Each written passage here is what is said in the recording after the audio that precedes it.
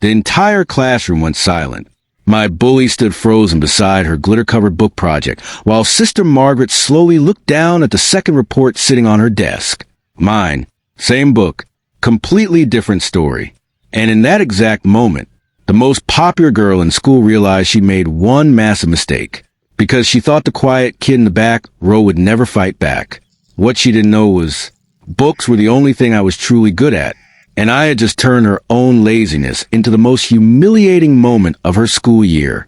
If you've ever dealt with a bully, a fake friend, or someone who thought being loud made them untouchable, hit that like button, subscribe, and get ready for one of the most satisfying school revenge stories you'll hear today. Because sometimes the quietest people deliver the loudest payback. This happened back in the late 1980s in a small Catholic school just outside Pittsburgh. And when I say small, I mean small. The kind of school where every kid knew everyone's business. The kind where your classmates from kindergarten became your classmates until 8th grade. The kind where reputations stuck to you like glue. And unfortunately for me, my reputation was the weird, quiet girl. My name's Emily. I was painfully shy as a kid, not a little introverted. I mean genuinely silent. I barely spoke unless a teacher directly called on me. My voice would shake when I answered questions. At recess, I usually sat under a tree reading while everyone else played kickball or traded stickers. Books became my safe place. If the real world felt cruel, books felt predictable, fair, comforting. By 6th grade, I was reading far above my level. While most kids in my class struggled through short chapter books, I was sneaking my mom's mystery novels under the covers at night with a flashlight. And then there was Rachel Mercer. Rachel was the exact opposite of me. Blonde, popular, loud, confident. Teachers adored her because she knew how to perform innocence perfectly. But outside the classroom, she was vicious. Not the kind of bully who punched people. Worse, she specialized in humiliation. Tiny comments, cruel laughter, whispered insults just loud enough for you to hear. And because we rode the same bus every single day, there was no escape. She'd mock my clothes, my hair, the books I carried. Sometimes she'd grab them from my hands and read random lines aloud in this dramatic fake nerd voice while her friends laughed. Wow, Emily, do you ever read anything that isn't weird? I still remember the heat burning in my cheeks while everyone stared at me. And because this was the 80s, adults mostly ignored bullying unless blood was involved. The message back then was basically, kids are mean, deal with it. So I did, quietly. At school, our English teacher was Sister Margaret. Tiny woman, sharp eyes, voice like a knife wrapped in velvet. She ran her classroom like a military operation. No talking out of turn. No gum. No nonsense. Ironically, her class was the only place Rachel behaved. Every month, Sister Margaret assigned a book report. Students could either write a paper or make some creative project with a presentation. Most kids chose easy books because they wanted quick grades. I loved the assignment. It meant an excuse to read more. One Monday morning, Rachel walked in front of class carrying the shoebox diorama covered in glitter and cotton balls. Even before she started speaking, I knew something was wrong.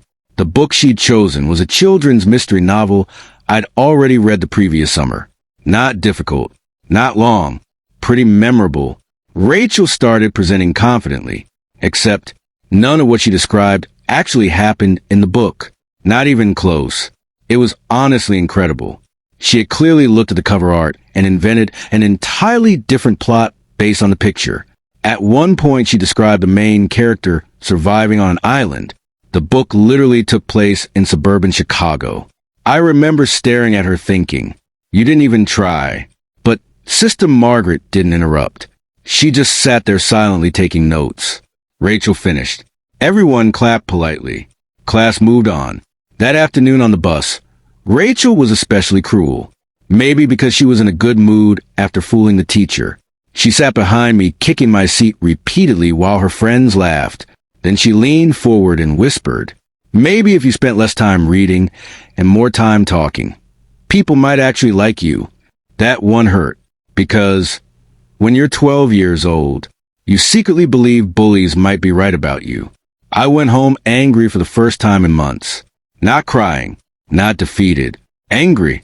And that anger sat in my chest all evening while I stared at my bookshelf. Then suddenly, an idea formed.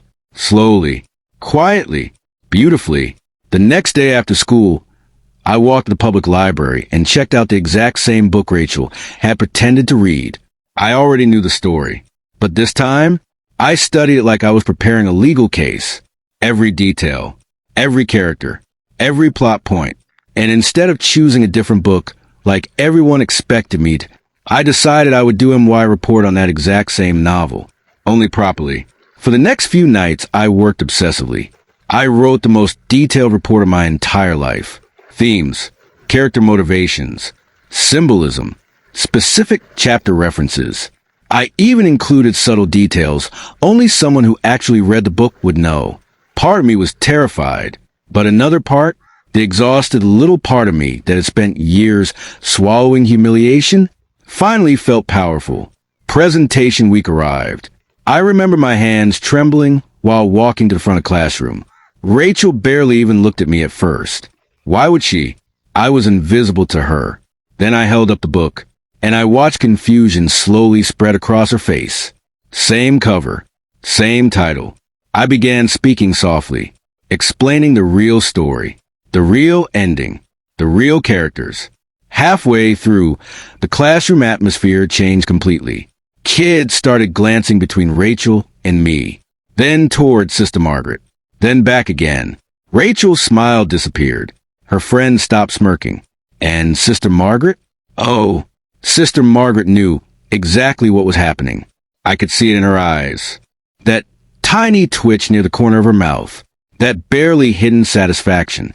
By the time I finished, the room felt painfully awkward. I got a perfect score. Rachel got called to Sister Margaret's desk after class. The next day, everyone found out she'd received a terrible grade because her report had basically been fiction. Her mother even had to come meet with the school. And suddenly the entire 6th grade got new book report rules. No more easy random books. Everything had to be approved beforehand. A lot of kids were furious. And Rachel? She exploded on the bus. She ruined everything.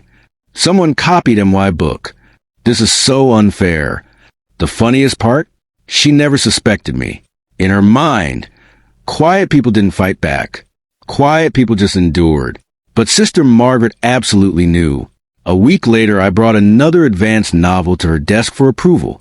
She adjusted her glasses, looked at the title, then looked directly at me with this tiny smirk.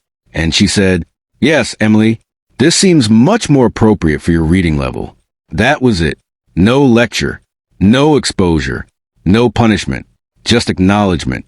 And somehow, that tiny moment meant everything to me, because for the first time in years, an adult had seen what was happening and silently told me, "Good job."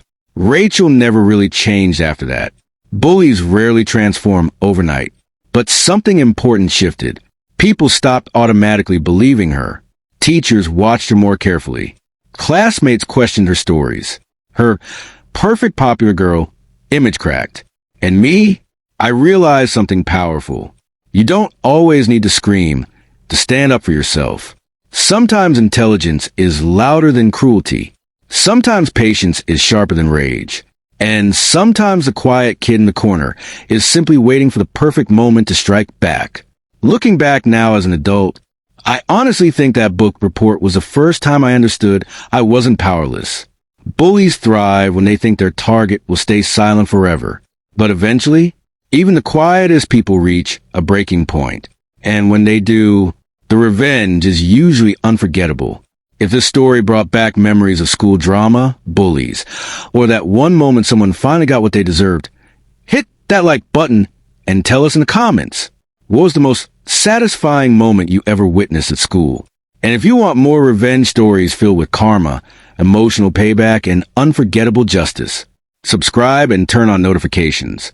Because trust me, the next story gets even crazier.